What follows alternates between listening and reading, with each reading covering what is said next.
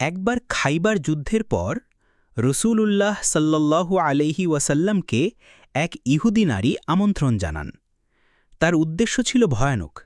নবীজি সাল্লাল্লাহু আলাইহি ওয়াসাল্লামকে বিষ মিশ্রিত গোশত খাইয়ে শহীদ করা। সে এক ভুনা করা ছাগলের গোশতের মধ্যে বিষ মিশিয়ে পরিবেশন করে নবীজিকে। নবীজি সাল্লাল্লাহু আলাইহি ওয়াসাল্লাম এক টুকরো মুখে তোলেন, কিন্তু সঙ্গে সঙ্গেই থেমে যান। তিনি বলেন, এই হাদ আমাকে জানিয়ে দিয়েছে যে এতে বিষ রয়েছে।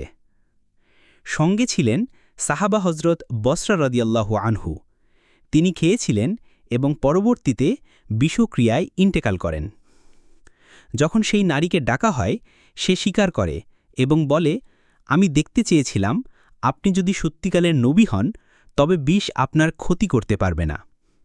রসূলুল্লাহ সাল্লাল্লাহু আলাইহি ওয়াসাল্লাম তখন তাকে ক্ষমা করে দেন, কিন্তু সাহাবীর মৃত্যুর কারণে পরে তার বিচার হয়।